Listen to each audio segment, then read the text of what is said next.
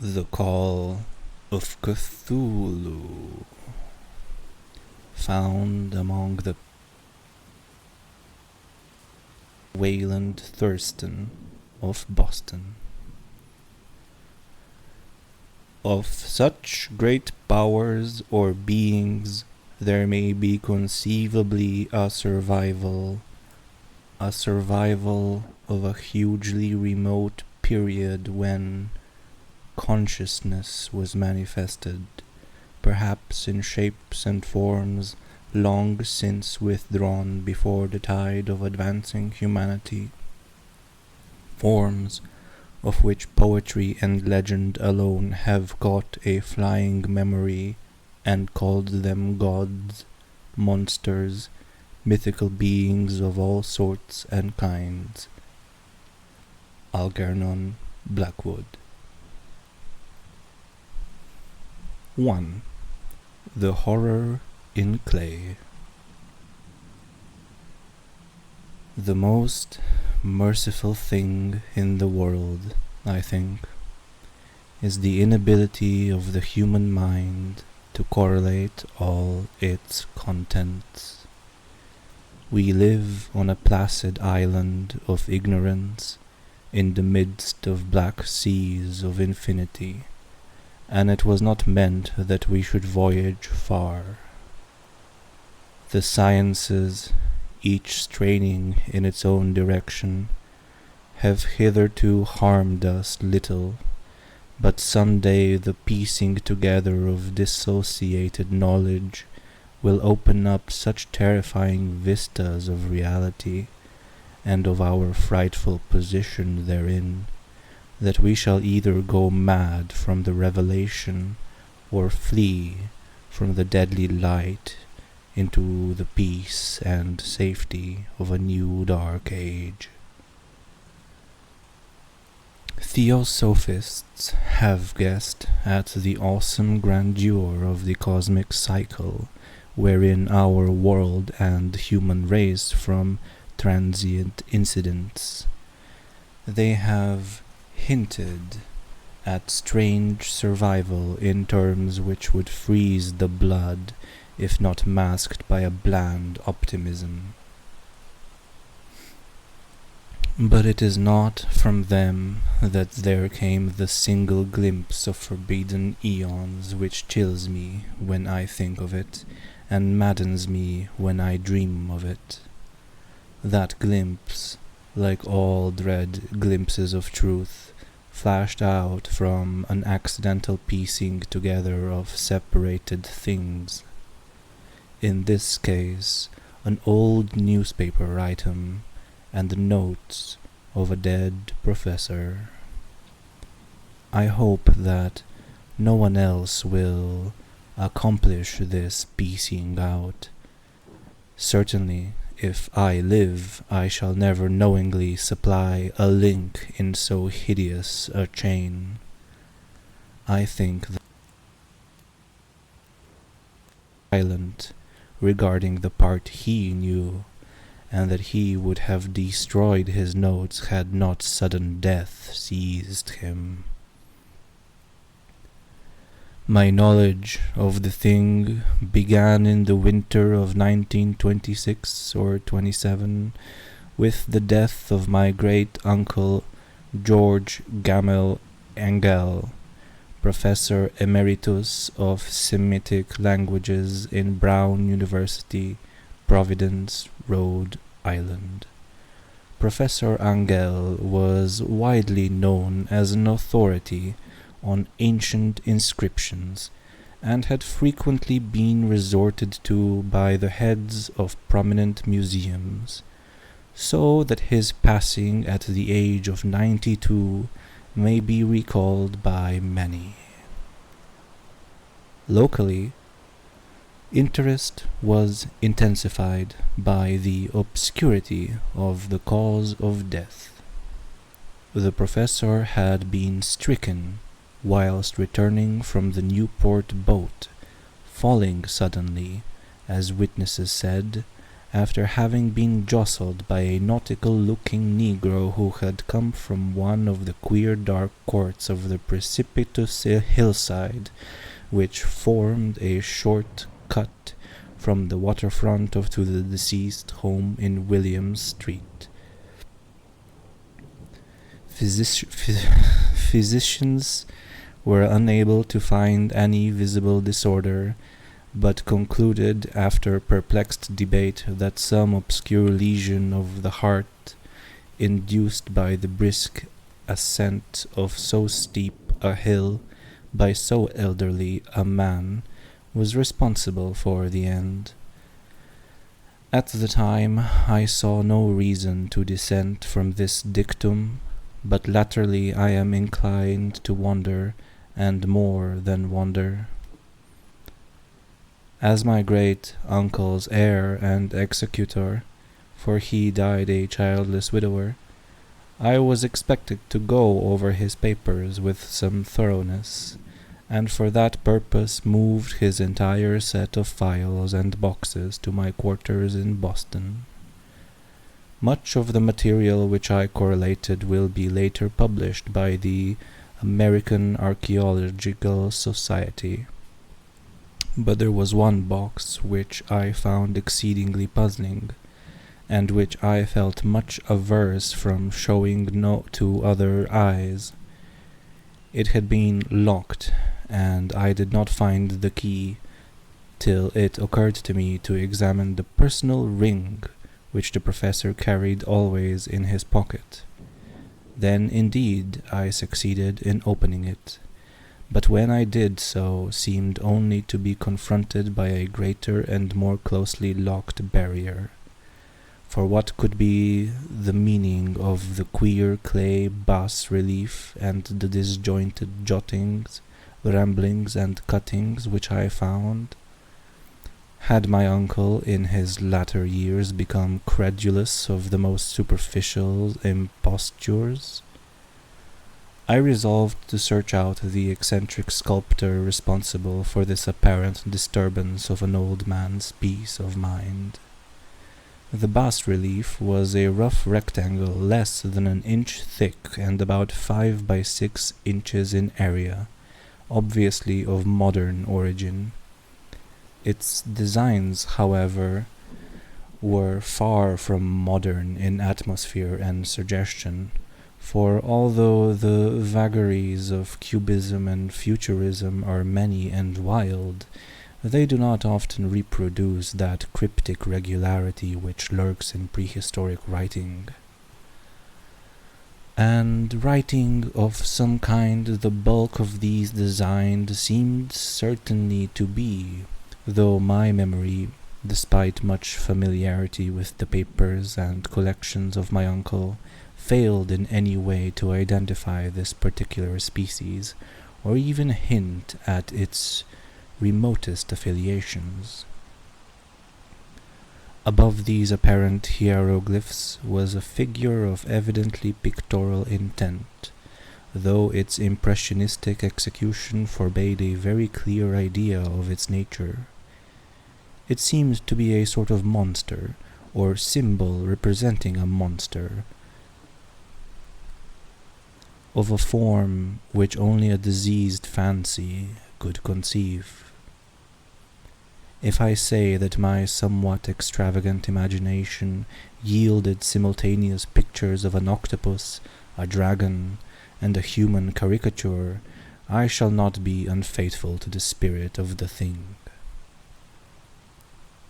A pulpy, tentacled head surmounted a grotesque and scaly body with rudimentary wings, but it was the general outline of the whole which made it most shockingly frightful. Behind the figure was a vague suggestion of a cyclopean architectural background. The writing accompanying this oddity was, aside from a stack of press cuttings, in Professor Angel's most recent hand, and made no pretension to literary style. What seemed to be the main document was headed Cthulhu Cult in characters painstakingly printed to avoid the erroneous reading of a word so unheard of. This manuscript was divided into 2 sections, the first of which was headed 1925 Dream and Dream Work of H.A. Wilcox, 7 Thomas St. Providence, R.I., and the second, Narrative of Inspector John R. Legrasse, 121 Bienville, St. New Orleans, L.A. at 1908 AAS, MTG, notes on same and Professor Webb's account. The other manuscript papers were all brief notes, some of them accounts of the queer dreams of different persons, some of them citations from theosophical books and magazines, notably W. Scott Eliot's Atlantis and the Lost Lemuria, and the rest comments on long-surviving secret societies and hidden cults, with references to passages in such mythological and anthropological source books as Fraser's Golden Bow and Miss Murray's Witch Cult in Western Europe. The cuttings largely alluded to outre mental illness and outbreaks of group folly or mania in the spring of 1925. The first half of the principal manuscript told a very peculiar tale. It appears that on March 1st, 1925, a thin, dark young man of neurotic and excited aspect had called upon Professor Angel, bearing the singular clay bas-relief, which was then exceedingly damp and fresh. His card bore the name of Henry Anthony Wilcox, and my uncle had recognized him as the youngest son of an excellent family slightly known to him, who had latterly been studying sculpture at the Rhode Island School of Design and living alone at the Fleur-de-Lis building near that institution. Wilcox was a precocious youth of known genius, but great eccentricity, and had from childhood excited attention through the strange stories and odd dreams he was in the habit of relating. He called himself psychically hypersensitive, but the staid folk of the ancient commercial city dismissed him as merely queer. Never mingling much with his kind, he had dropped gradually from social visibility, and was now known only to a small group of aesthetes from other towns. Even the Providence Art Club, anxious to preserve its conservatism, had found him quite hopeless. On the occasion of the visit, ran the professor's manuscript, the sculptor abruptly asked for the benefit of his host's archaeological knowledge in identifying the hieroglyphs on the bas-relief. He spoke in a dreamy, stilted manner which suggested pose and alienated sympathy, and my uncle showed some sharpness in replying, for the conspicuous freshness of the tablet implied kinship with anything but archaeology. Young Wilcox's rejoinder, which impressed my uncle enough to make him recall and record it verbatim, was of a fantastically poetic cast which must have typified his whole conversation, and which I have since found highly characteristic of him, said, "It is new, indeed, for I made it last night, in a dream of strange cities, and dreams are older than brooding Tyre, or the contemplative Sphinx, or garden-girdled Babylon." It was then that he began that rambling tale which suddenly played upon a sleeping memory, and won the fevered interest of my uncle. There had been a slight earthquake tremor the night before, the most considerable felt in New England for some years, and Wilcox's imagination had been keenly affected. Upon retiring, he had an unprecedented dream of great cyclopean cities, of Titan blocks and sky-flung monoliths, all dripping with green ooze and sinister with latent horror. Hieroglyphics had covered the walls and pillars, and from some undetermined point below had come a voice that was not a voice.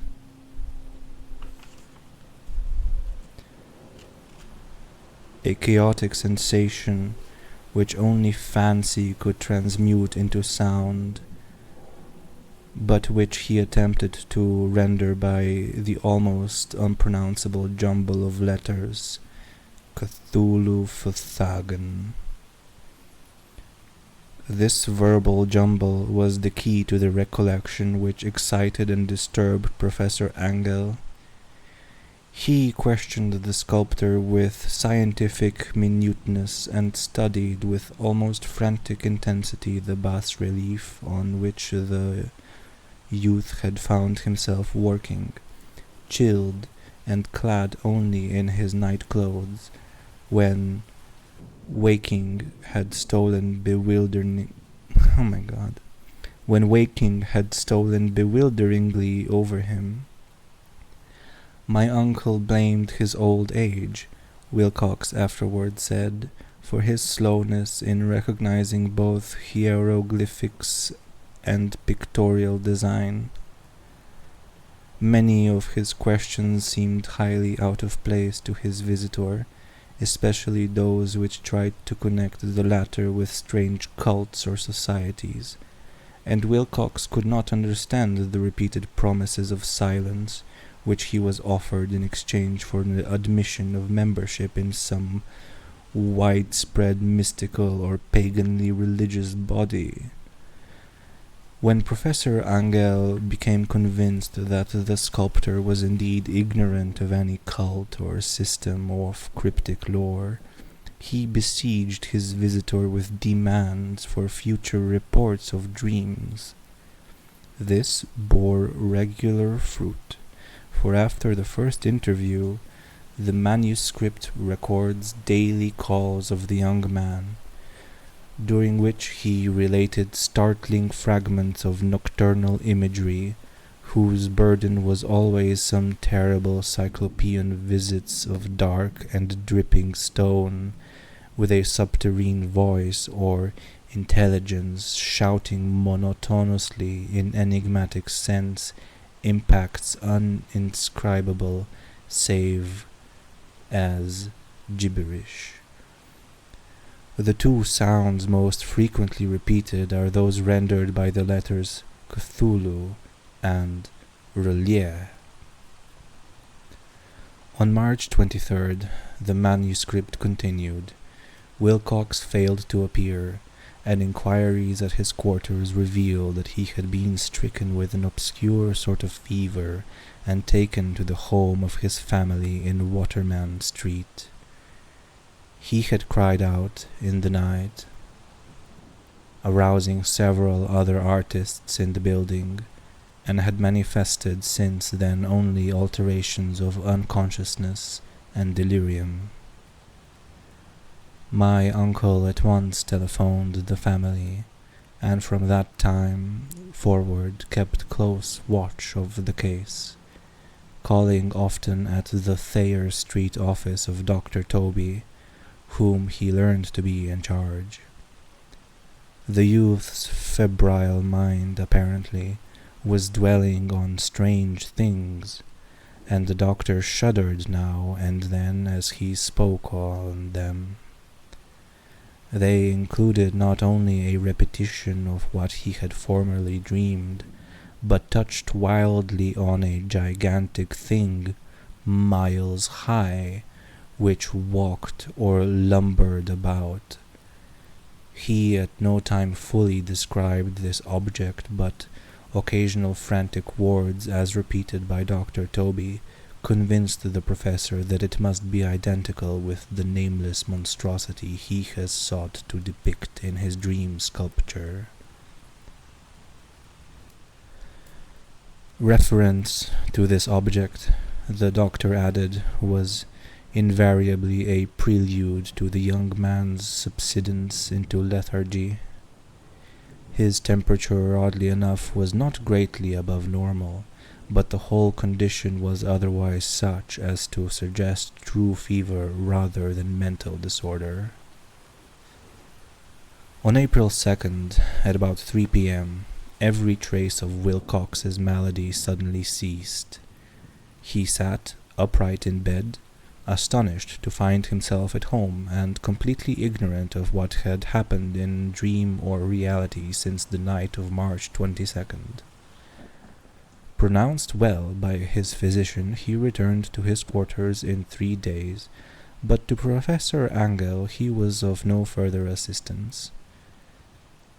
All traces of strange dreaming had vanished with his recovery, and my uncle kept no record of his night thoughts after a week of pointless and irrelevant accounts of thoroughly usual visions. Here the first part of the manuscript ended, but references to certain of the scattered notes gave me much material for thought. So much, in fact, that only the ingrained skepticism then forming my philosophy can account for my continued distrust of the artist. The notes in question were those descriptive of the dreams of various persons, covering the same period as that in which young Wilcox had his strange visitations. My uncle, it seems, had quickly instituted a prodigiously far-flung body of inquiries among nearly all the friends whom he could question without impertinence, asking for nightly reports of their dreams and the dates of any notable visions for some time past. The reception of his request seems to have been varied, but he must at the very least have received more responses than any ordinary man could have handled without a secretary. This original correspondence was not preserved, but his notes formed a thorough and really significant digest.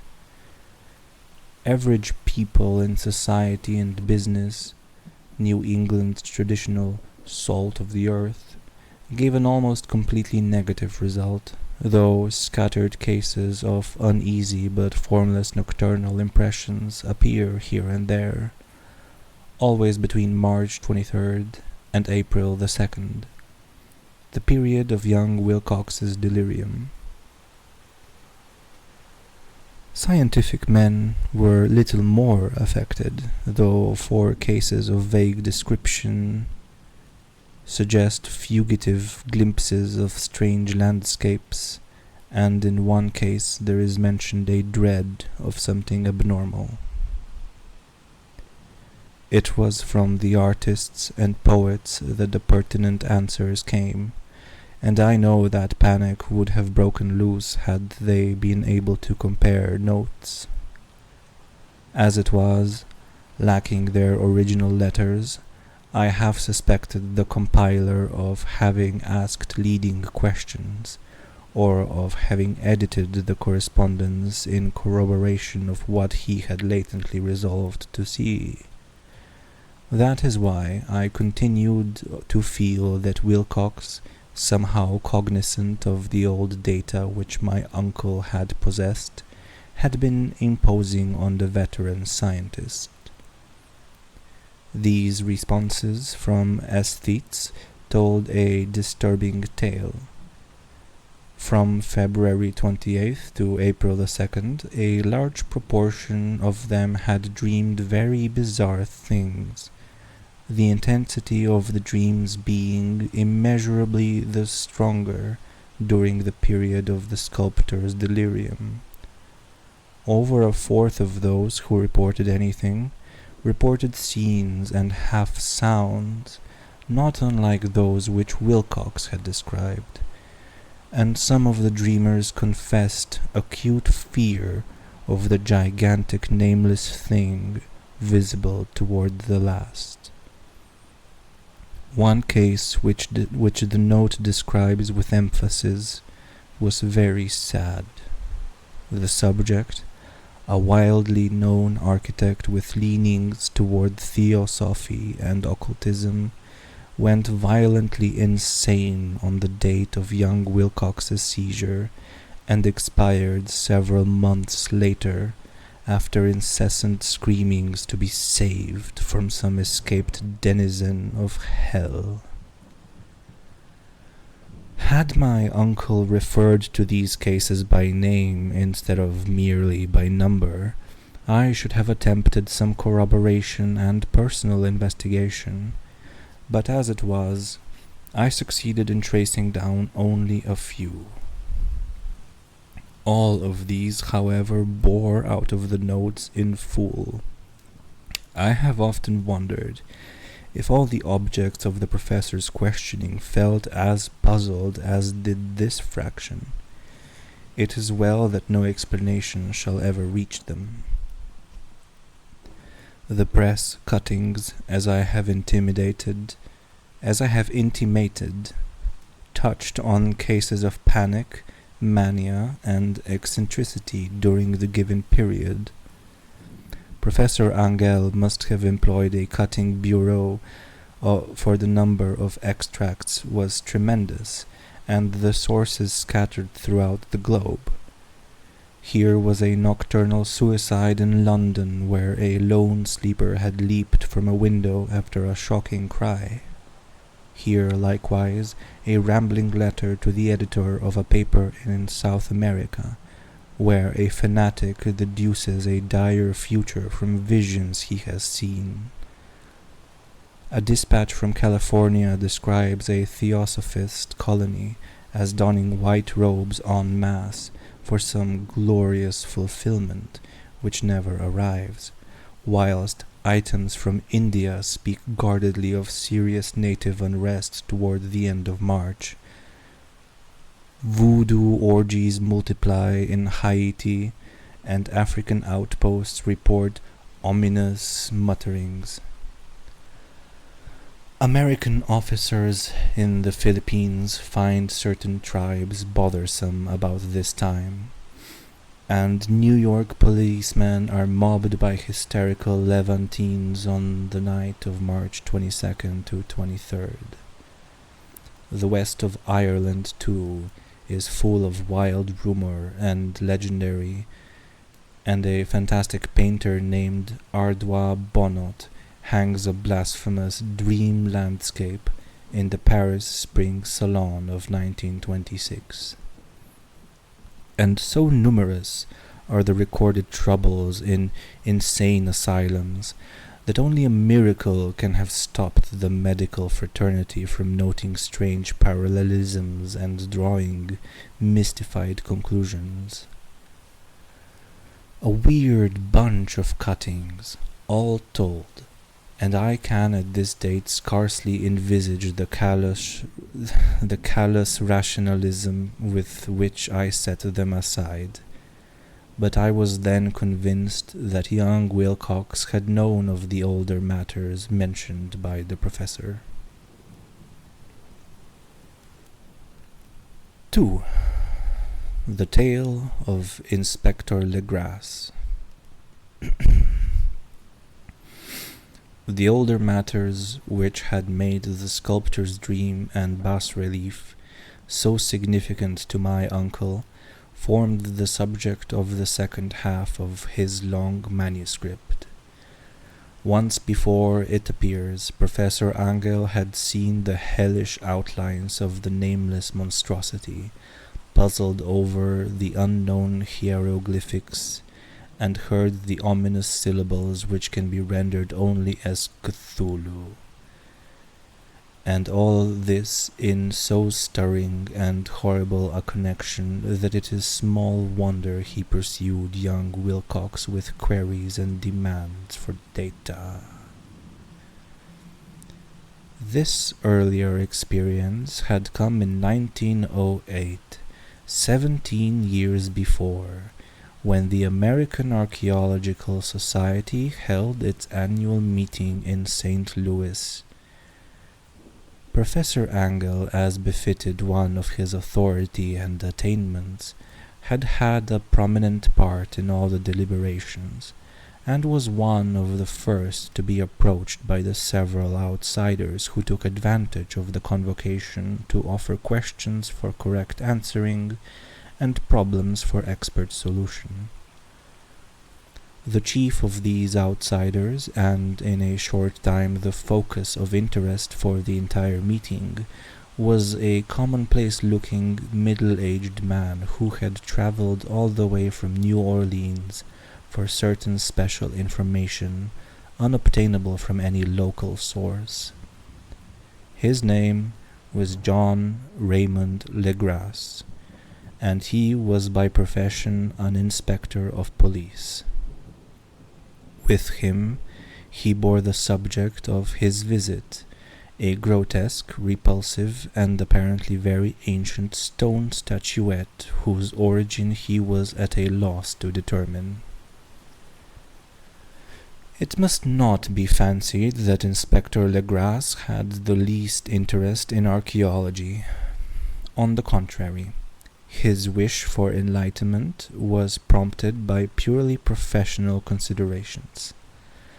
The statuette, idol, fetish, or whatever it was, had been captured some months before in the wooded swamps south of New Orleans during a raid on a supposed voodoo meeting, and so singular and hideous were the rites connected with it that the police could not but realize that they had stumbled on a dark cult totally unknown to them, and infinitely more diabolic than even the blackest of the African voodoo circles.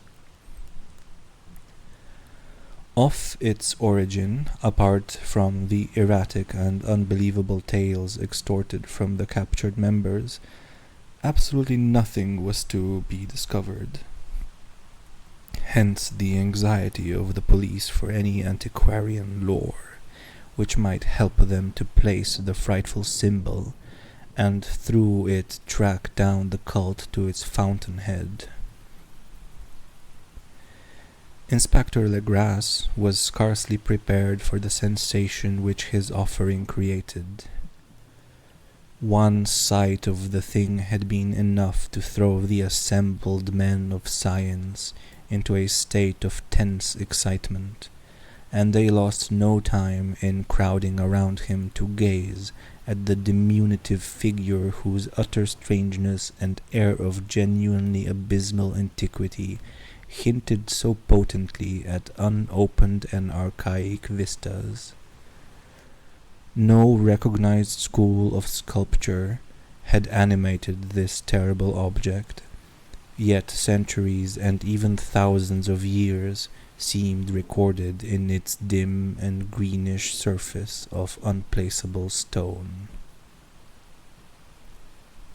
The figure, which was finally passed slowly from man to man for close and careful study, was between 7 and 8 inches in height, and of exquisitely artistic workmanship.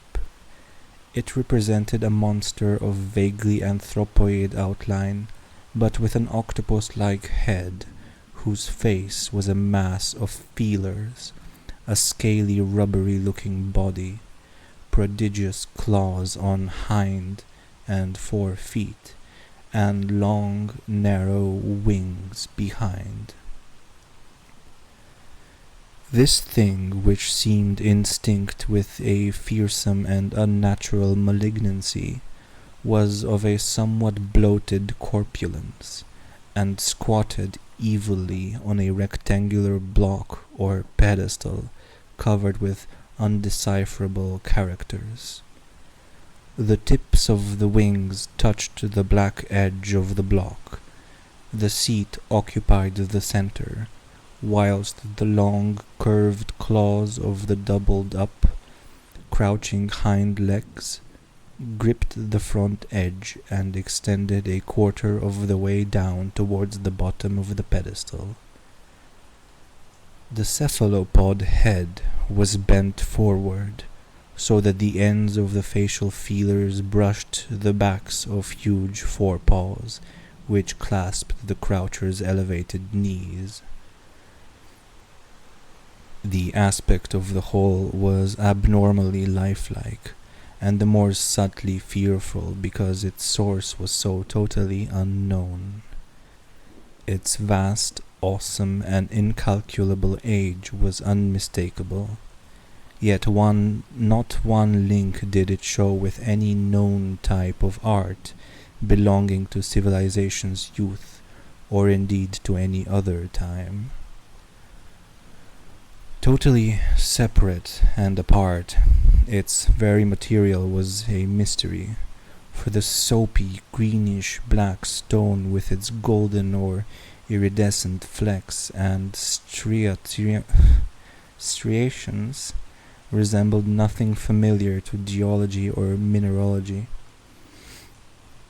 The characters along the base were equally baffling, and no member present, despite a representation of half the world's expert learning in this field, could form the least notion of even their remotest linguistic kinship.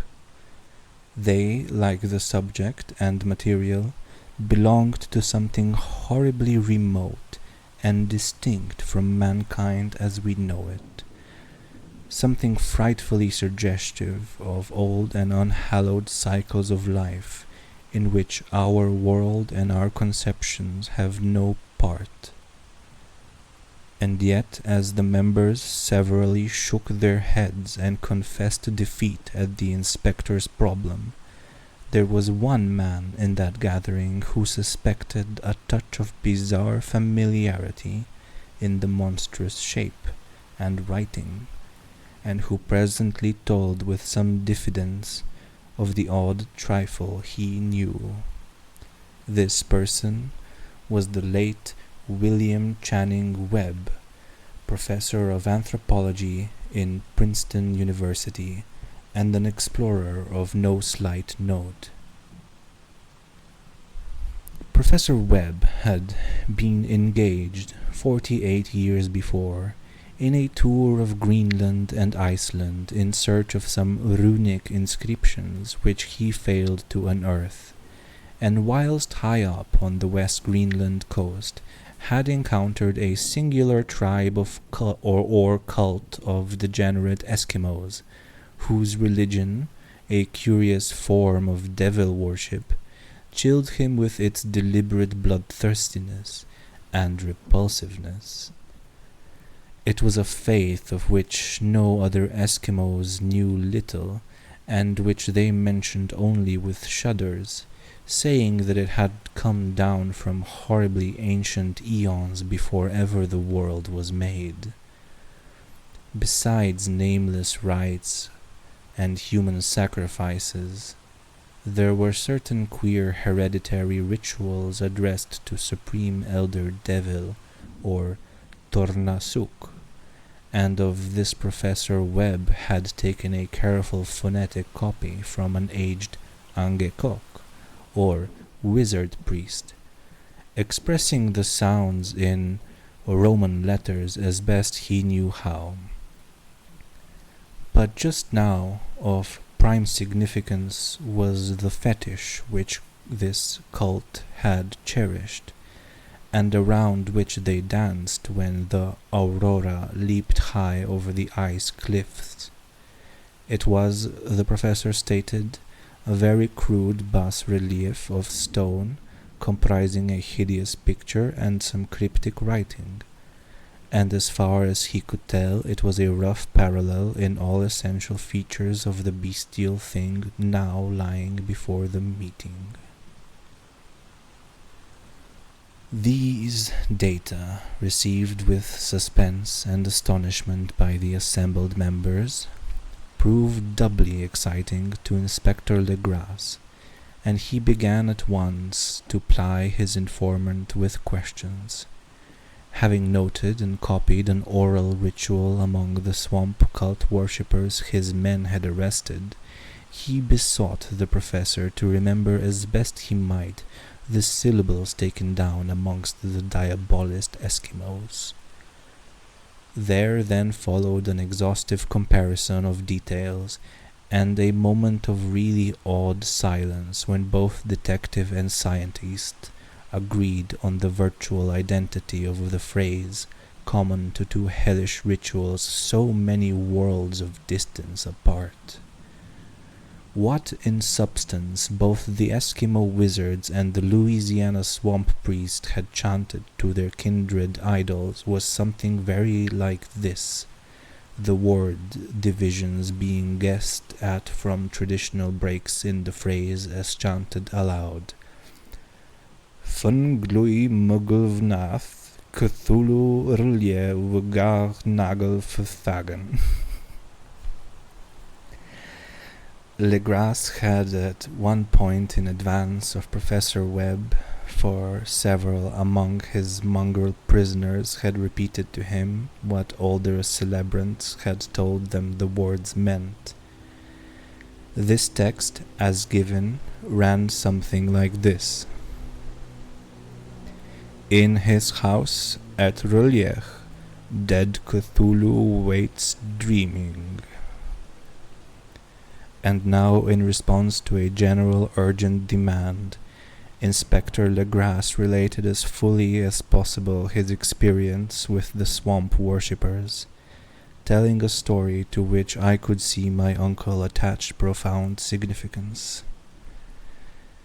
It savored the wildest dreams of myth-maker and theosophist, and disclosed an astonishing degree of cosmic imagination among such half-castes and pariahs as might be least expected to possess it. On November 1st, 1907, there had come to New Orleans police a frantic summons from the swamp and lagoon country to the south. The squatters there, mostly primitive but good-natured descendants of Latif's men, were in the grip of stark terror from an unknown thing which had stolen upon them in the night. It was voodoo, apparently, but voodoo of a more terrible sort than they had ever known, and some of their women and children had disappeared since the malevolent tom-tom had begun its incessant beating far within the black haunted woods, where no dweller ventured. There were insane shouts and harrowing screams, soul-chilling chants and dancing devil flames, and the frightened messenger added, the people could stand it no more. So a body of 20 police, filling 2 carriages and an automobile, had set out in the late afternoon with the shivering squatter as a guide. At the end of the passable road they alighted, and for miles splashed on in silence through the terrible cypress woods, where day never came. Ugly roots and malignant hanging nooses of Spanish moss beset them, and now and then a pile of dank stones or fragments of a rotting wall, intensified by its hint of morbid habitation, a depression which every malformed tree and every fungus islet combined to create. At length the squatter settlement, a miserable huddle of huts, hove in sight, and hysterical dwellers ran out to cluster around the group of bobbing lanterns. The muffled beat of tom-toms was now faintly audible far, far ahead, and a curdling shriek came at infrequent intervals when the wind shifted. A reddish glare, too, seemed to filter through the pale undergrowth beyond endless avenues of forest night. Reluctant even to be left alone again, each one of the cowed squatters refused point-blank to advance another inch toward the scene of unholy worship. So Inspector Legras and his 19 colleagues plunged on, unguided, into the black arcades of horror that none of them had ever trod before. The region now entered by the police was one of traditionally evil repute, substantially unknown and untraversed by white men. There were legends of a hidden lake unglimpsed by mortal sight, in which dwelt a huge, formless, white, polypous thing with luminous eyes, and squatters whispered that bat-winged devils flew up out of caverns in inner earth to worship it at midnight. They said it had been there before de Libreville, before La Salle, before the Indians, and before even the wholesome beasts and birds of the woods. It was nightmare itself, and to see it was to die. But it made men dream, and so they knew enough to keep away. The present voodoo orgy was indeed on the merest fringe of this abhorred area, but that location was bad enough. Hence perhaps the very place of the worship had terrified the squatters more than the shocking sounds and incidents. Only poetry or madness could do justice to the noises heard by Legras's men as they ploughed on through the black morass towards the red glare and the muffled tom-toms.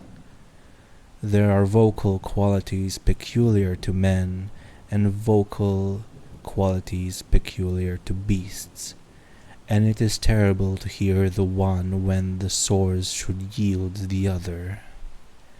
Animal fury and orgiastic license here whipped themselves to demonic heights by howls and squawking ecstasies that tore and reverberated through those nighted woods like pestilential tempests from the gulfs of hell. Now and then the less organized ululations would cease, and from what seemed a well-drilled chorus of hoarse voices would rise in sing-song chant that hideous phrase or ritual. Fernglui Mugulwanath Cthulhu Relie Wugach Nagel Verthagen. Then the men, having reached a spot where the trees were thinner, came suddenly in sight of the spectacle itself. 4 of them reeled, 1 fainted, and 2 were shaken into a frantic cry which the mad cacophony of the orgy fortunately deadened. Legras dashed swamp water on the face of the fainting man, and all stood trembling and nearby hypnotized with horror. In a natural glade of the swamp stood a grassy island of perhaps an acre's extent, clear of trees and tolerably dry. On this now leaped and twisted a more indescribable horde of human abnormality than any but a Sime or an Angarola could paint. Void of clothing, this hybrid spawn were braying, bellowing and writhing about a monstrous ring-shaped bonfire, in the center of which, revealed by occasional rifts in the curtain of flame, stood a great granite monolith, some 8 feet in height, on top of which, incongruous in its in its diminutiveness, rested the noxious carven statuette. From a wide circle of 10 scaffolds set up at regular intervals, with the flame-girt monolith as a center hung, head downward.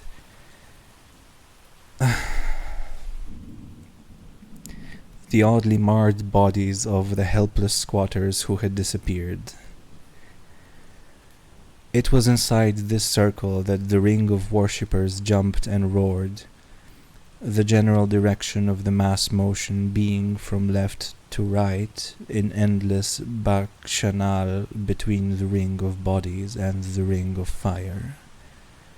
It may have been only imagination, and it may have been only echoes which induced one of the men, an excitable Spaniard, to fancy he heard antiphonal responses to the ritual from some far and unilluminated spot deeper within the wood of ancient legendary and horror.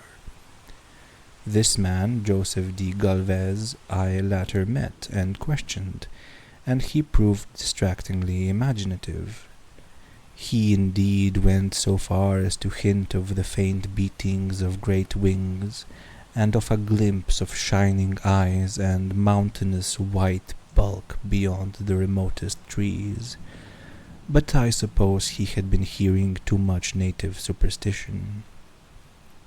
Actually, the horrified pause of the men was of comparatively brief duration. Duty came first, and although there must have been nearly 100 mongrel celebrants in the throng, the police relied on their firearms and plunged determinedly into the nauseous rout. For 5 minutes, the resultant din and chaos were beyond description. Wild blows were struck, shots were fired, and escapes were made, but in the end Legras was able to count some 47 sullen prisoners whom he forced to dress in haste and fall into line between 2 rows of policemen. 5 of the worshippers lay dead, and 2 severely wounded ones were carried away on improvised stretchers by their fellow prisoners. The image on the monolith, of course, was fully removed and carried back by Legras. Examined at headquarters, after a trip of intense strain and weariness, the prisoners all proved to be men of a very low, mixed-blooded and mentally aberrant type. Most were seamen, and a sprinkling of Negroes and mulattoes, largely West Indians or Brava Portuguese from the Cape Verde Islands, gave a coloring of voodooism to the heterogeneous cult. But before many questions were asked, it became manifest that something far deeper and older than Negro fetishism was involved. Degraded and ignorant as they were, the creatures held with surprising consistency to the central idea of their loathsome faith. They worshipped, so they said, the great old ones, who lived ages before there were any men, and who came to the young world out of the sky. These old ones were gone now, inside the earth and under the sea, but their dead bodies had told their secrets in dreams to the first man, who formed a cult which had never died. This was that cult, and the prisoners said it had always existed and always would exist, hidden in distant wastes and dark places all over the world, until the time when the great priest Cthulhu, from his dark house in the mighty city of Relier, under the waters, should rise and bring the earth again beneath his sway. Some day he would call, when the stars were ready, and the secret cult would always be waiting to liberate him. Meanwhile, no more must be told. There was a secret which even torture could not extract. Mankind was not absolutely alone among the conscious things of earth, for shapes came out of the dark to visit the faithful few. But these were not the great Old Ones. No man had ever seen the Old Ones. The carven idol was great Cthulhu, but none might say whether or not the others were precisely like him. No one could read the old writing now, but things were told by word of mouth.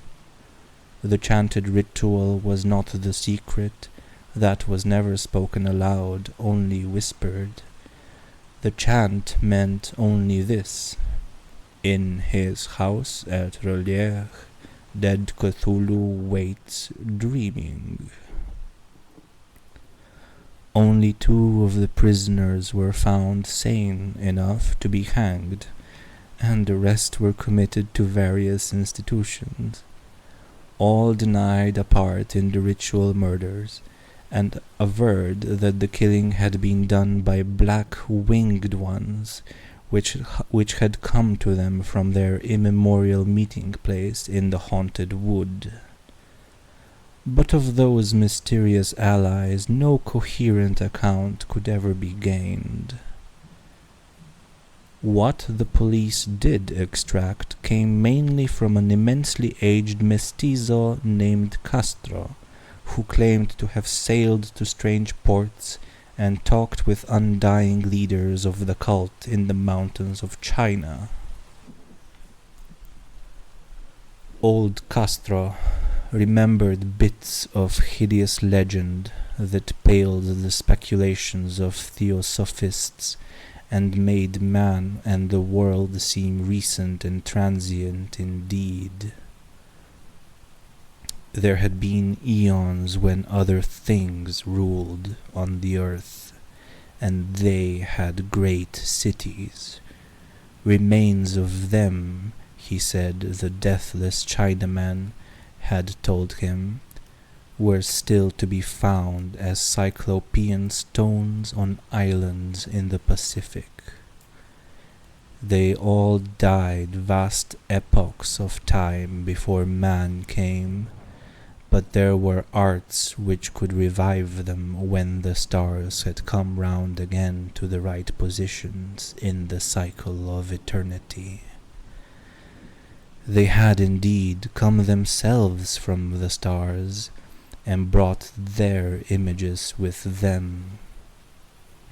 These great Old Ones, Castro continued, were not composed altogether of flesh and blood. They had shape, for did not this star-fashioned image prove it? But that shape was not made of matter. When the stars were right, they could plunge from world to world through the sky, but when the stars were wrong, they could not live. But although they no longer lived, they would never really die.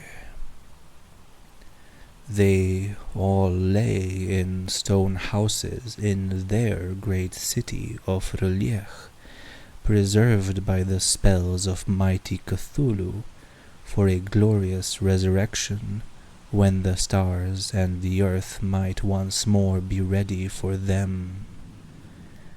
But at that time, some force from outside must serve to liberate their bodies.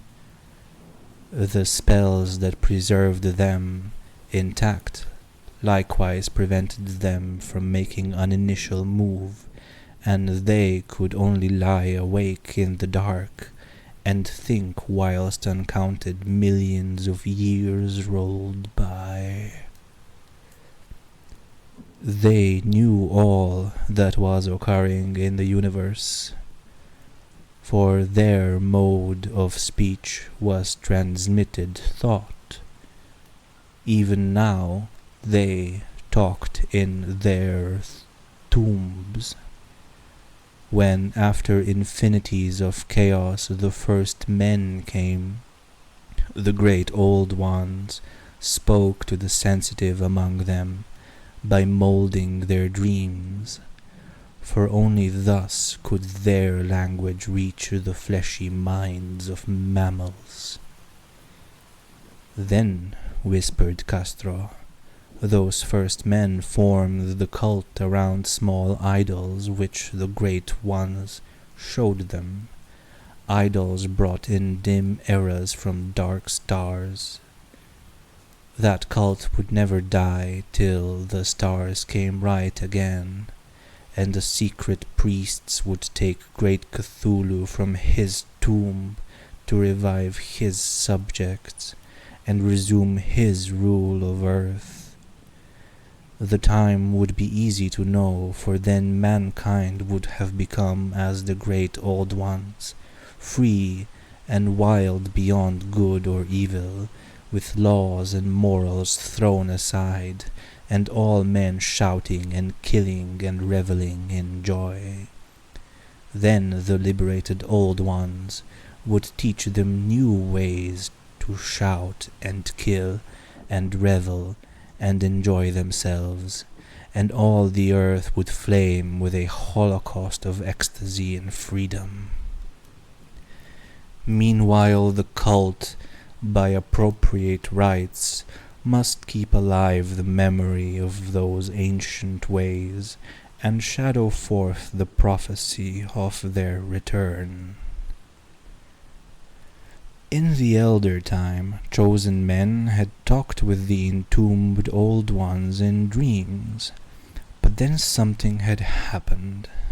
The great stone city Relier, with its monoliths and sepulchres, had sunk beneath the waves, and the deep waters, full of the one primal mystery through which not even thought can pass, had cut off the spectral intercourse.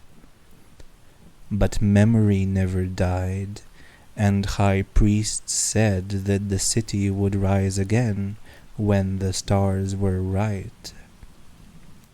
Then came out of the earth the black spirits of earth, mouldy and shadowy, and full of dim rumors picked up in caverns beneath forgotten sea bottoms. But of them old Castro dared not speak much.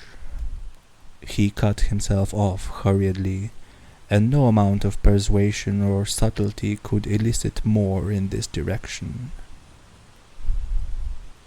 The size of the old ones, too, he curiously declined to mention. Of the cult he said that he thought the center lay amid the pathless deserts of Arabia, where Irem, the city of pillars, dreams hidden and untouched. It was not allied to the European witch cult, and was virtually unknown beyond its members. No book had ever really hinted of it, though the deathless Chinaman said that there were double meanings in the Necronomicon of the mad Arab Abdul al-Hazred, which the initiated might read as they chose, especially the much-discussed couplet, "That is not dead which can eternal lie, and with strange eons even death may die." Legras, deeply impressed and not a little bewildered, had inquired in vain concerning the historic affiliations of the cult. Castro apparently had told the truth when he said that it was wholly secret. The authorities at Tulane University could shed no light upon either cult or image, and now the detective had come to the highest authorities in the country and met with no more than the Greenland tale of Professor Webb. The feverish interest aroused at the meeting by Legras's tale, corroborated as it was by the statuette, is echoed in the subsequent correspondence of those who attended, although scant mention occurs in the formal publications of the society. Caution is the first care of those accustomed to face occasional charlatanry and imposture. Legras for some time lent the image to Professor Webb, but at the latter's death it was returned to him and remains in his possession, where I viewed it not long ago. It is truly a terrible thing, and unmistakably akin to the dream sculpture of young Wilcox. That my uncle was excited by the tale of the sculptor I did not wonder, for what thoughts must arise upon hearing, after a knowledge of what Legras had learned of the cult, of a sensitive young man who had dreamed not only the figure and exact hieroglyphics of the swamp-found image and the Greenland devil tablet, but had come in his dreams upon at least 3 of the precise words of the formula uttered alike by Eskimo diabolists and mongrel Louisianans. Professor Angel's instant start on an investigation of the utmost thoroughness was eminently natural, though privately I suspected young Wilcox of having heard of the cult in some indirect way, and of having invented a series of dreams to heighten and continue the mystery at my uncle's expense. The dream narratives and cuttings collected by the professor were, of course, strong corroboration, but the rationalism of my mind and the extravagance of the whole subject led me to adopt what I thought the most sensible conclusions. So after thoroughly studying the manuscript again and correlating the theosophical anthropological notes with the cult narrative of Legras, I made a trip to Providence to see the sculptor and give him the rebuke I thought proper for so boldly imposing upon a learned and aged man. Wilcox still lived alone in the Fleur-de-Lis building in Thomas Street, a hideous Victorian imitation of 17th century Breton architecture which flaunts its stuccoed front amidst the lovely colonial houses on the ancient hill, and under the very shadow of the finest Georgian steeple in America. I found him at work in his rooms, and at once conceded from the specimens scattered about that his genius is indeed profound and authentic. He will, I believe, be heard from some time as one of the great decadents, for he has crystallized in clay and will one day mirror in marble those nightmares and fantasies which Arthur Machen invokes in prose and Clark Ashton Smith makes visible in verse and painting. Dark, frail, and somewhat unkempt in aspect, he turned languidly at my knock, and asked me my business without rising. When I told him who I was, he displayed some interest, for my uncle had excited his curiosity in probing his strange dreams, yet had never explained the reason for the study. I did not enlarge his knowledge in this regard, but sought with some subtlety to draw him out.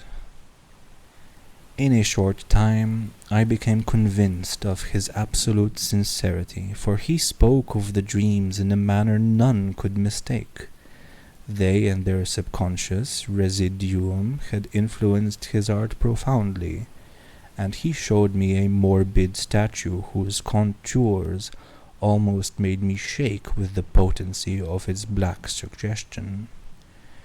He could not recall having seen the original of this thing except in his own dream bas-relief, but the outlines had formed themselves insensibly under his hands. It was no doubt the giant shape he had raved of in delirium. That he really knew nothing of the hidden cult save from what my uncle's relentless catechism had let fall, he soon made clear, and again I strove to think of some way in which he could possibly have received the weird impressions. He talked of his dreams in a strangely poetic fashion, making me see with terrible vividness the damp cyclopean city of slimy green stone, whose geometry, he oddly said, was all wrong. And here with frightened expectancy the ceaseless half-mental calling from underground, Cthulhu Fathagan, Cthulhu Fathagan. These words had formed part of that dread ritual which told of dead Cthulhu's dream vigil in his stone vault at Relief, and I felt deeply moved despite my rational beliefs. Wilcox, I was sure, had heard of the cult in some casual way, and had soon forgotten it amidst the mass of his equally weird reading and imagining. Later, by virtue of its sheer impressiveness, it had found subconscious expression in dreams in the bas-relief and in the terrible statue I now beheld, so that his imposture upon my uncle had been a very innocent one. The youth was of a type, at once slightly affected and slightly ill-mannered, which I could never like, but I was willing enough now to admit both his genius and his honesty. I took leave of him amicably, and wished him all the success his talent promises. The matter of the cult still remained to fascinate me, and at times I had vision of personal fame from researches into its origin and connections. I visited New Orleans, talked with Legras and other of that old-time raiding party, saw the frightful image, and even questioned such of the mongrel prisoners as still survived. Old Castro, unfortunately, had been dead for some years. What I now heard so graphically at first hand, though it was really no more than a detailed confirmation of what my uncle had written, excited me afresh. For I felt sure that I was on the track of a very real, very secret, and very ancient religion, whose discovery would make me an anthropologist of note. My attitude was still one of absolute materialism, as I wish it still were, and I discounted with a most inexplicable perversity the coincidence of the dream notes and odd cuttings collected by Professor Angel. One thing which I began to suspect, and which I now fear I know, is that my uncle's death was far from natural.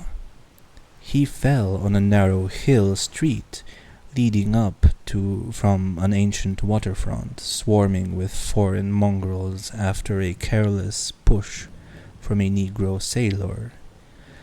I did not forget the mixed blood and marine pursuits of the cult members in Louisiana, and would not be surprised to learn of secret methods and poison needles as ruthless and as anciently known as the cryptic rites and beliefs. Legras and his men, it is true, have been let alone, but in Norway a certain seaman who saw things is dead. Might not the deeper inquiries of my uncle, after encouraging the sculptor's data, have come to sinister ears? I think Professor Angel died because he knew too much, or because he was likely to learn too much. Whether I shall go as he did remains to be seen, for I have learned much now. 3. The Madness from the Sea. If heaven ever wishes to grant me a boon, it will be a total effacing of the results of a mere chance which fixed my eye on a certain stray piece of shelf paper. It was nothing on which I would naturally have stumbled in the course of my daily round, for it was an old number of an Australian journal, Sydney Bulletin, for April 18th, 1925. It had escaped even the cutting bureau, which had at the time of its issuance been avidly collecting material for my uncle's research. I had largely given over my inquiries into what Professor Angel called the Cthulhu cult, and was visiting a learned friend of Paterson, New Jersey, the curator of a local museum, and a mineralogist of note. Examining one day the reserve specimens roughly set on the storage shelves in a rear room of the museum, my eye was caught by an odd picture in one of the old papers spread beneath the stones. It was the Sydney Bulletin I have mentioned, for my friend has wild affiliations in all conceivable foreign parts, and the picture was a half-tone cut of a hideous stone image almost identical with that which Legras had found in the swamp. Eagerly clearing the sheet of its precious contents, I scanned the item in detail, and was disappointed to find it of only moderate length. What it suggested, however, was of portentous significance to my flagging quests, and I carefully tore it out for immediate action. It read as follows: Mystery derelict found at sea. Vigilant arrives with helpless armed New Zealand yacht in tow. One survivor and dead man found aboard. Tale of desperate battle and deaths at sea. Rescued seaman refuses particulars of strange experience. Odd idol found in his possession. Inquiry to follow.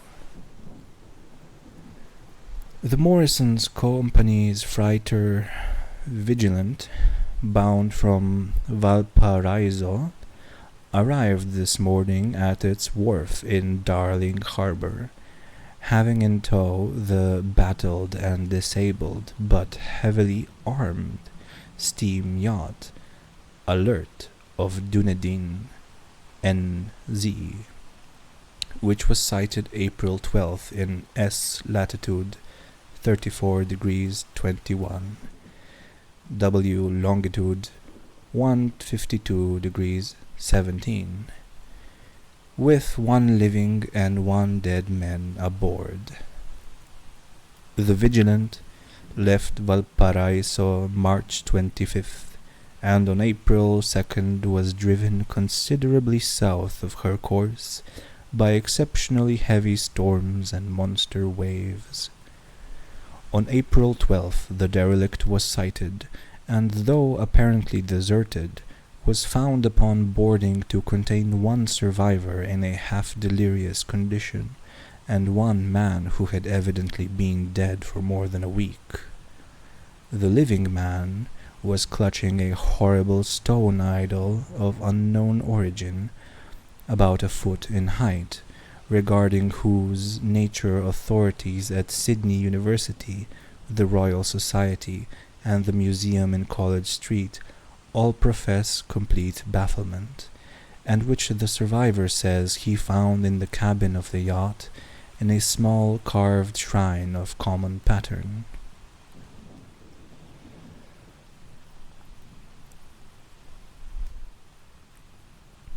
This man, after recovering his senses, told an exceedingly strange story of piracy and slaughter.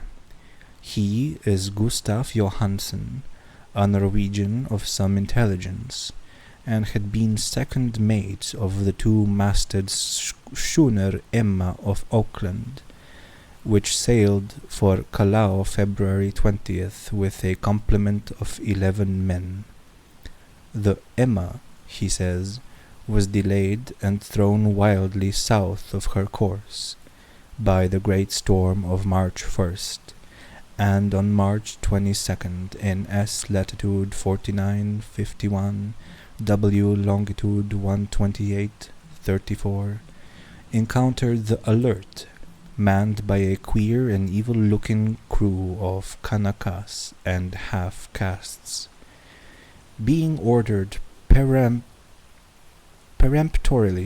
to turn back, Captain Collins refused, whereupon the strange crew began to fire savagely and without warning upon the schooner with a peculiarly heavy battery of brass cannon forming part of the yacht's equipment. The Emma's men showed fight, says the survivor, and though the schooner began to sink from shots beneath the waterline, they managed to heave alongside their enemy and board her, grappling with the savage crew on the yacht's deck, and being forced to kill them all, the number being slightly superior, because of their particularly abhorrent and desperate, though rather clumsy, mode of fighting. 3 of the Emma's men, including Captain Collins and First Mate Green, were killed, and the remaining 8 under Second Mate Johansen proceeded to navigate the captured yacht, going ahead in their original direction, to see if any reason for their ordering back had existed. The next day, it appears, they raised and landed on a small island, although none is known to exist in that part of the ocean, and 6 of the men somehow died ashore, though Johansen is queerly reticent about this part of his story, and speaks only of their falling into a rock chasm. Later, it seems, he and one companion boarded the yacht and tried to manage her, but were beaten about by the storm of April 2nd. From that time till his rescue on the 12th, the man remembers little, and he does not recall when William Bridden, his companion, died. Bridden's death reveals no apparent cause, and was probably due to excitement or exposure. Cable advices from Dunedin report that the Alert was well known there as an island trader, and bore an evil reputation along the waterfront. It was owned by a curious group of half-castes whose frequent meetings and night trips to the woods attracted no little curiosity, and it had set sail in great haste just after the storm and earth tremors of March 1st. Our Auckland correspondent gives the Emma and her crew an excellent reputation, and Johansen is described as a sober and worthy man. The Admiralty, which will institute an inquiry on the whole matter, beginning tomorrow, at which every effort will be made to induce Johansen to speak more freely than he has done hitherto. This was all together with the picture of the hellish image, but what a train of ideas it started in my mind! Here were new treasures of data on the Cthulhu cult, and evidence that it had strange interests at sea as well as on land. What motive prompted the hybrid crew to order back the Emma as they sailed about with their hideous idol? What was the unknown island on which 6 of the Emma's crew had died, and about which made the mate Johansen was so secretive? What had the Vice Admiralty investigation brought out, and what was known of the noxious cult in Dunedin? And most marvelous of all, what deep and more than natural linkage of dates was this which gave a malign and now undeniable significance to the various turns of events so carefully noted by my uncle? March 1st, our February 28th, according to the international dateline, the earthquake and storm had come from Dunedin, and the Alert and her noisome crew had darted eagerly forth, as if imperiously summoned, and on the other side of the earth poets and artists had begun to dream of a strange, dank, cyclopean city, whilst a young sculptor had moulded in his sleep the form of the dreaded Cthulhu. March 23rd, the crew of the Emma landed on an unknown island and left 6 men dead, and on that day the dreams of sensitive men assumed a heightened vividness and darkened with dread of a giant monster's malign pursuit, whilst an architect had gone mad and a sculptor had lapsed suddenly into delirium. And what of this storm of April 2nd, the date on which all dreams of the dank city ceased, and Wilcox emerged unharmed from the bondage of strange fever? What of all this, and of those hints of old Castro about the sunken, star-born old ones and their coming reign, their faithful cult and their mastery of dreams? Was I tottering on the brink of cosmic horrors beyond man's power to bear? If so, they must be horrors of the mind alone, for in some way the 2nd of April had put a stop to whatever monstrous menace had begun its siege of mankind's soul. That evening, after a day of hurried cabling and arranging, I bade my host adieu and took a train for San Francisco. In less than a month I was in Dunedin, where, however, I found that little was known of the strange cult members who had lingered in the sea-old taverns. Waterfront scum was far too common for special mention, though there was vague talk about one inland trip these mongrels had made, during which faint drumming and red flame were noted on the distant hills. In Auckland I learned that Johansen had returned with yellow hair turned white, after a perfunctory and inconclusive questioning at Sydney, and had thereafter sold his cottage in West Street and sailed with his wife to his old home in Oslo. Of his stirring experience he would tell his friends no more than he had told the Admiralty officials, and all they could do was to give me his Oslo address. After that, I went to Sydney and talked profitlessly with seamen and members of the Vice Admiralty Court. I saw the Alert, now sold and in commercial use, at Circular Quay in Sydney Cove, but gained nothing from its non-committal bulk. The crouching image with its cuttlefish head, dragon body, scaly wings, and hieroglyphical pedestal was preserved in the museum at Hyde Park, and I studied it long and well, finding it a thing of balefully exquisite workmanship, and with the same utter mystery, terrible antiquity, and unearthly strangeness of material which I had noted in Legras's smaller specimen. Geologists, the curator told me, had found it a monstrous puzzle, for they vowed that the world held no rock like it. Then I thought with a shudder of what old Castro had told Legras about the primal great ones. They had come from the stars and had brought their images with them.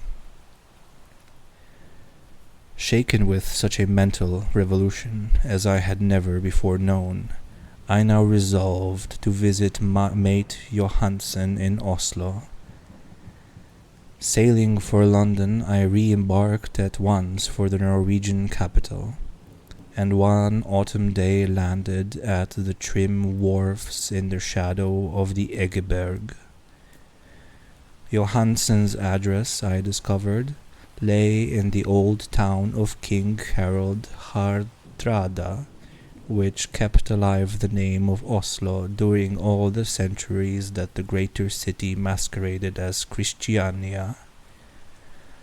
I made the brief trip by taxicab and knocked with palpitant heart at the door of a neat and ancient building with plastered front.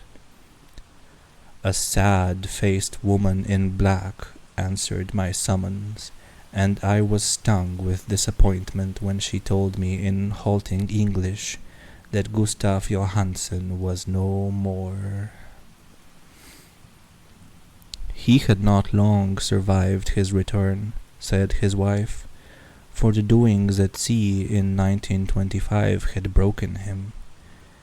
He had told her no more than he had told the public, but had left a long manuscript of technical matters, as he said, written in English, evidently in order to safeguard her from the peril of casual perusal. During a walk through a narrow lane near the Gothenburg dock, a bundle of papers falling from an attic window had knocked him down. Two Lascar sailors at once helped him to his feet, but before the ambulance could reach him, he was dead. Physicians found no adequate cause for the end, and laid it to heart trouble and a weakened constitution. I now felt gnawing at my vitals that dark terror which will never leave me till I too am at rest, accidentally or otherwise. Persuading the widow that my connection with her husband's technical matters was sufficient to entitle me to his manuscript, I bore the document away and began to read it on the London boat. It was a simple, rambling thing, a naive sailor's effort at a post facto diary, and strove to recall day by day that was that last awful voyage.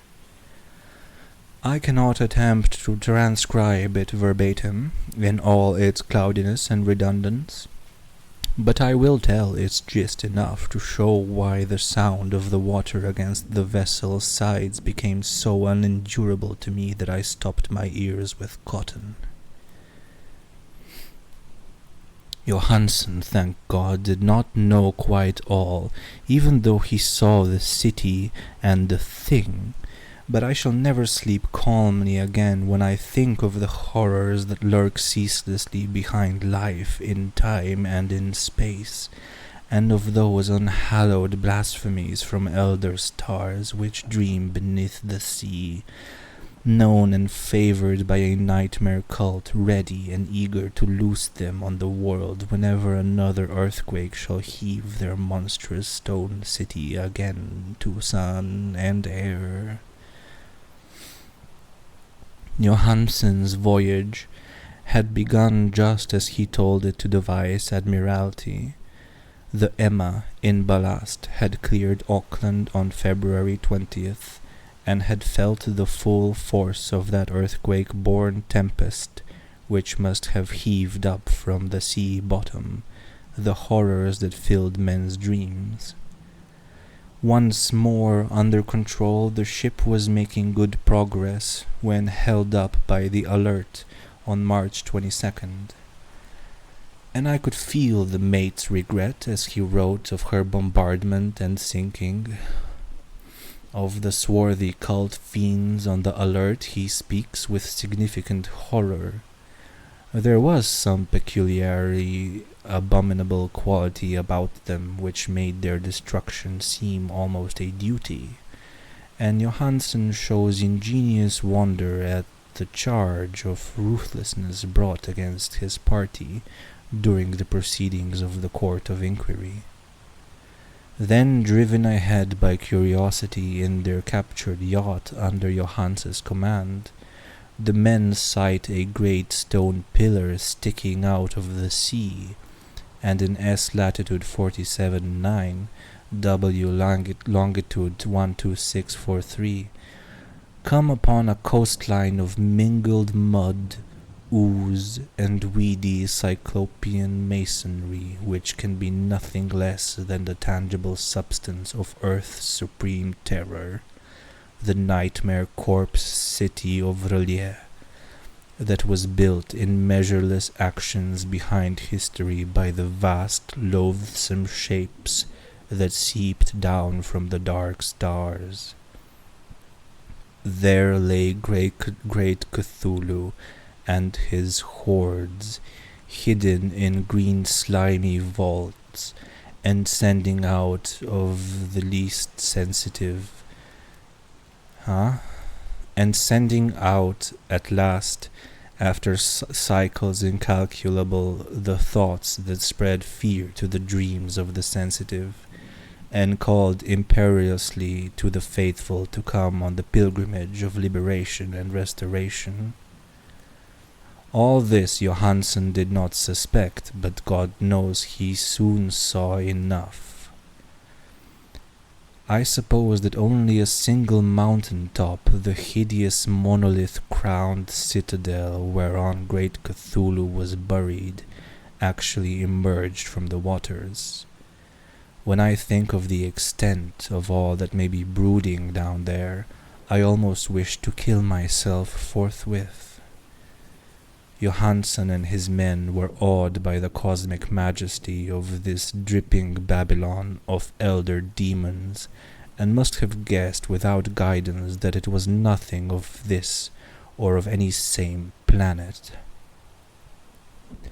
Awe at the unbelievable size of the greenish stone blocks, at the dizzying height of the great carven monolith, and at the stupefying identity of the colossal statues and bas-reliefs with the queer image found in the shrine on the Alert, is poignantly visible in every line of the mate's frightened description.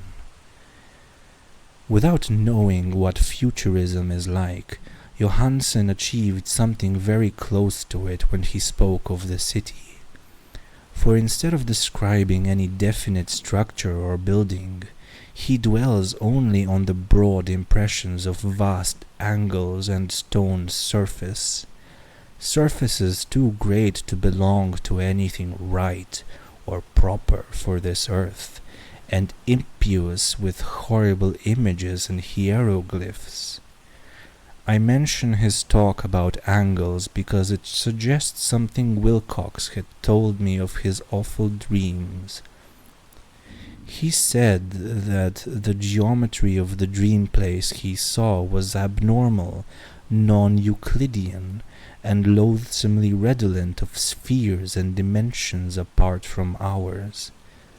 Now an unlettered seaman felt the same thing whilst gazing at the terrible reality. Johansen and his men landed at a sloping mud bank on this monstrous acropolis, and clambered slipperily over the Titan oozy blocks, which could have been no mortal staircase.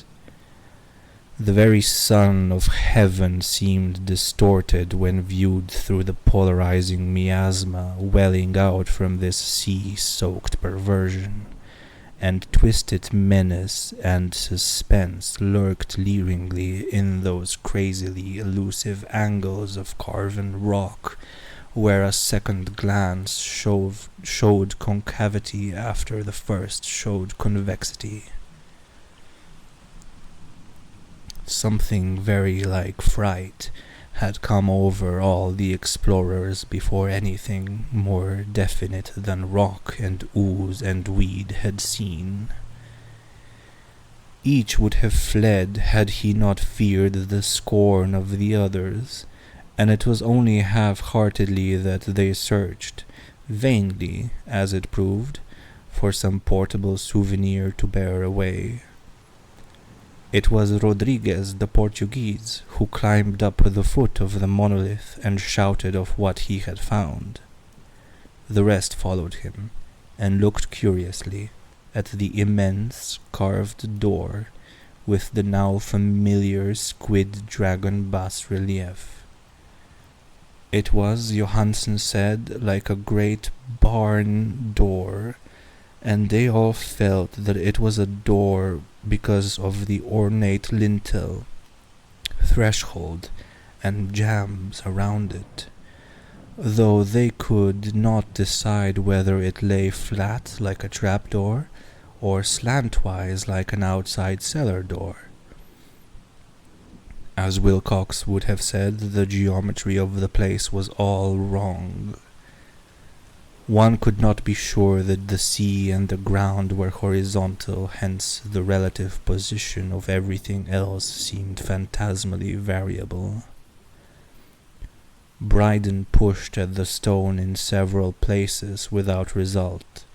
Then Donovan felt over it delicately around the edge, pressing each point separately as he went.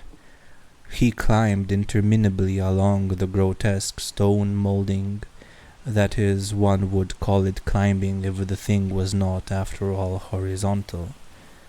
And the men wondered how any door in the universe could be so vast.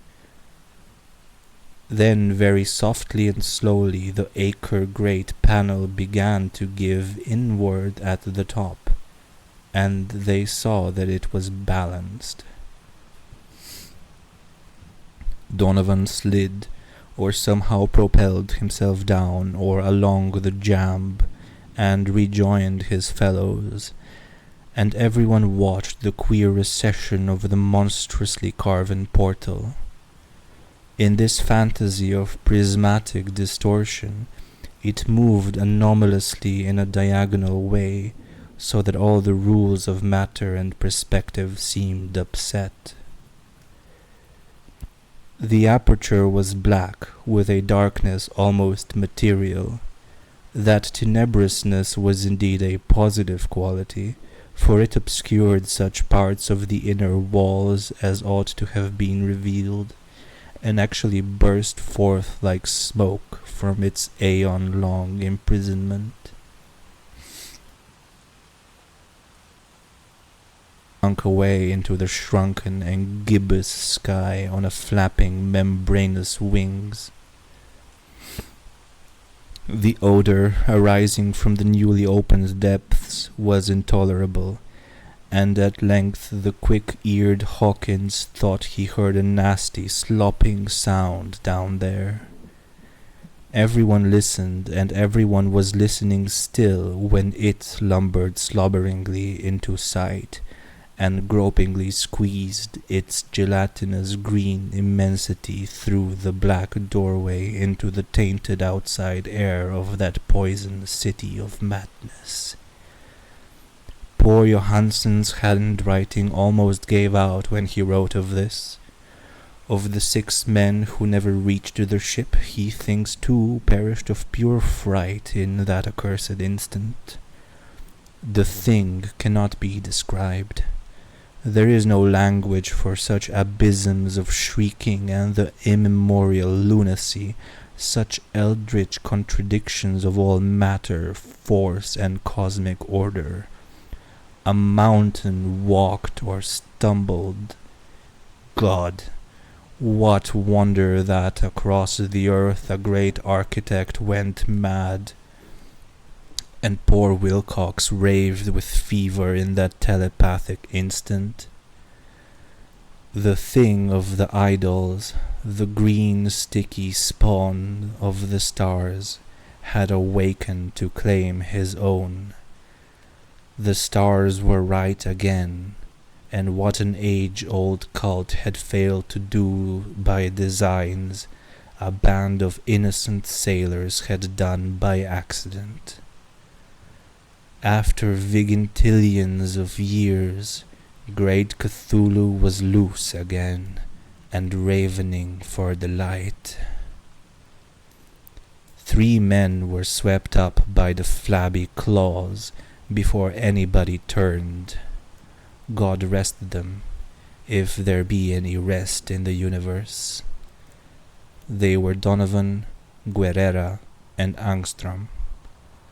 Parker slipped as the other 3 were plunging frenziedly over endless vistas of green-crusted rock to the boat, and Johansen swears he was swallowed up by an angle of masonry which shouldn't have been there, an angle which was acute but behaved as if it was obtuse. So only Bryden and Johansen reached the boat, and pulled desperately for the alert as the mountainous monstrosity flopped down the slimy stones and hesitated, floundering at the edge of the water. Steam had not been suffered to go down entirely, despite the departure of all hands for the shore, and it was the work of only a few moments of feverish rushing up and down between wheels and engines to get the alert under way. Slowly, amidst the distorted horrors of that indescribable scene, she began to churn the lethal waters, whilst on the masonry of that charnel shore that was not of earth, the Titan thing from the stars slavered and gibbered like Polypheme cursing the fleeing ship of Odysseus. Then, bolder than the storied Cyclops, the great Cthulhu slid greasily into the water and began to pursue with vast wave-raising strokes of cosmic potency. Bryden looked back and went mad, laughing at intervals till death found him one night in the cabin whilst Johansen was wandering deliriously. But Johansen had not given out yet.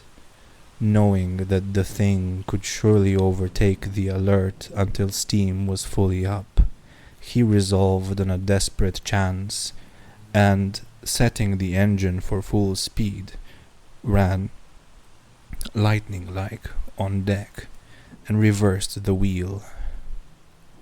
There was a mighty eddying and foaming in the noisome brine, and as the steam mounted higher and higher, the brave Norwegian drove his vessel head on against the pursuing jelly, which rose above the unclean froth like the stern of a demon galleon.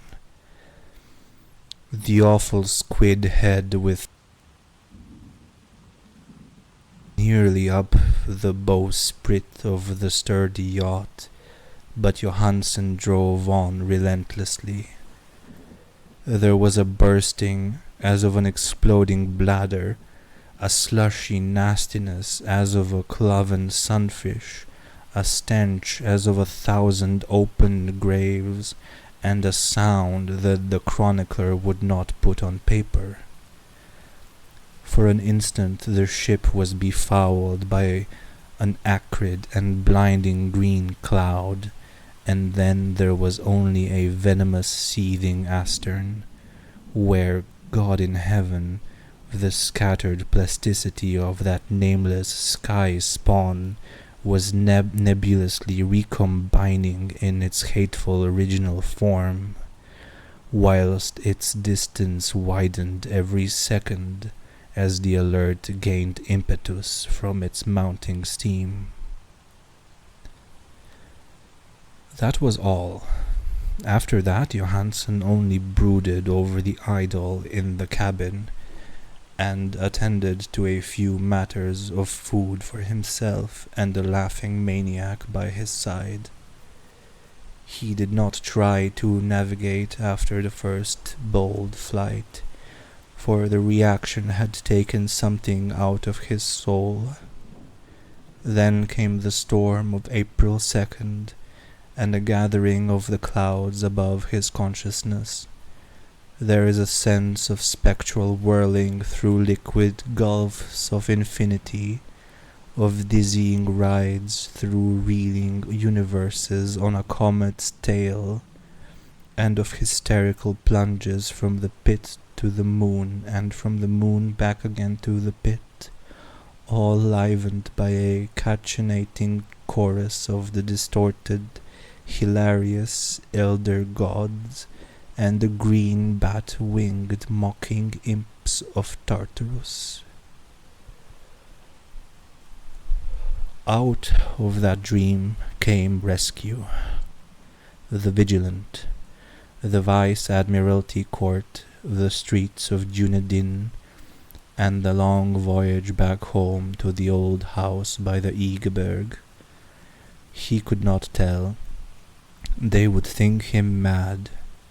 He would write of what he knew before death came, but his wife must not guess.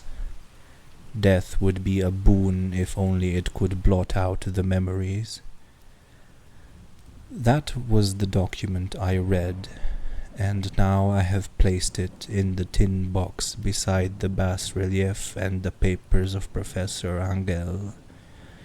With it shall go this record of mine, this test of my own sanity, wherein is pieced together that which I hope may never be pieced together again. I have looked upon all that the universe has to hold of horror, and even the skies of spring and the flowers of summer must ever afterward be poison to me.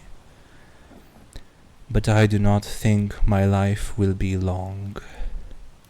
As my uncle went, as poor Johansen went, so I shall go. I know too much, and the cult still lives.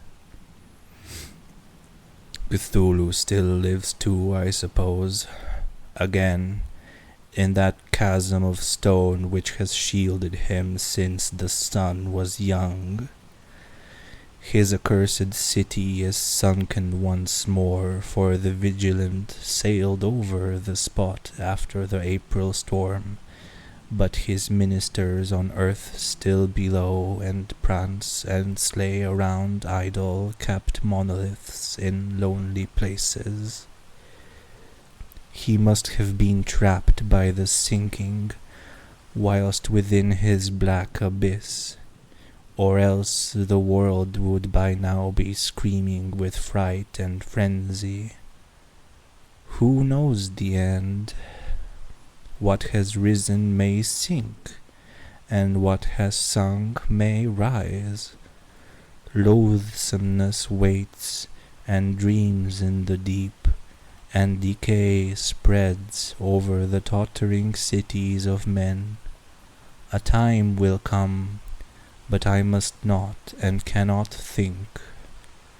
Let me pray that if I do not survive this manuscript, my executors may put caution before audacity and see that it meets no other eye.